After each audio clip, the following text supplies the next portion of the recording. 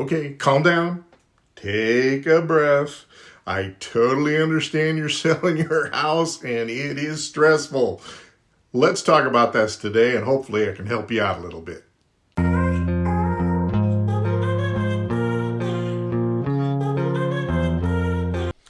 How to stay positive when selling a home. That's what we're going to touch on today. So selling a house can be an overwhelming process. There are a lot of requirements for the sellers, from keeping the place clean as possible to having to frequently get out of the house, sometimes at a moment's notice for potential buyers to come through. Add to this the fact to have a bunch of your belongings in storage during this time, and that your house may feel less like a home than you're used to.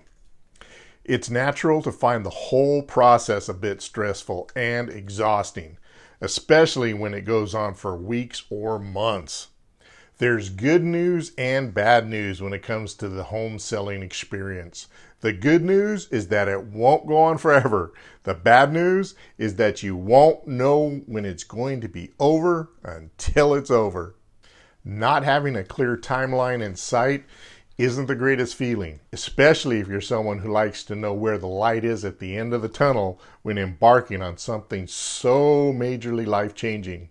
But many people have made it through the home selling process before, and you will too. In the meantime, follow these 7 tips for keeping your head on your shoulders while you wait for the perfect buyer to come along. First off, keep it clean. You should really only have to do an exhaustive deep clean right before your house goes on the market. After that, it's just about maintaining things as they are. If you don't already, make a habit of making all the beds in the house every morning, cleaning and putting away the dishes after you use them, and quickly wipe down surfaces once a day. In addition, keep clutter from building up by putting things away after you're done with them, or at least cleaning up clutter every night before you go to bed. The more small steps you can take throughout the day to keep your home looking clean for any potential showings that might arise, the less time you'll have to spend doing major cleaning sessions and hurriedly tidying up when buyers want to come through. Next up, price your house right. When you're reluctant to let a home go, you may be tempted to overprice it. To determine how much your house is worth, do some research first. Just ask your agent for a home value to get an estimate of the fair market value of your home. Let your agent know about any upgrades you may have. Pricing it right up front will reduce the stress of selling or wondering if you'll get any offers on your home if it's overpriced. Now, have a pre-showing system in place. Set up a system so that preparing for showings becomes a matter of just following a predetermined list of steps and not a chaotic run around the house. Chances are you'll figure out a system as you go, but the earlier you can get into place, the better. Clear spaces in your closets and drawers that you can quickly fill with items that are usually not stored but should be put away for showings, such as pet beds, towels, toys, ropes, and the mail. If you have items that you intend to take with you when you leave, like laptops or other valuables, keep a bag in your front hall closet that you can quickly pull out and fill with things you want to take along with you. Put the pre-showing prep on autopilot and you'll be less stressed when the time comes to put it all into action.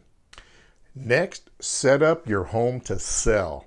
One of the most overwhelming parts of selling a home is the lack of control you have over the process.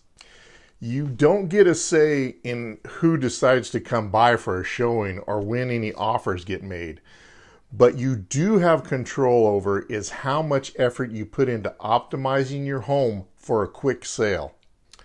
Follow the home selling tips that are specifically designed to move your house off the market as fast as possible, so that even if nobody's biting, you at least know you're doing everything right on your end. The process becomes more mentally difficult the longer it goes on, But if you're taking the necessary steps to present your home in a way that's most appealing to buyers, you'll know that it's just a matter of the right person coming along and not any sort of failure on your part. Next, request 30 minutes to an hour notice before showings. Before your home gets listed, your real estate agent will likely clear with you how much notice you would like to receive before a showing takes place. While it's very likely that last-minute showing requests will come in, and you should take those if you can, because any showing's a good showing, a request of 30 minutes to an hour's notice gives you enough time to finish up what you're doing, organize your schedule, and prep the house for the showing.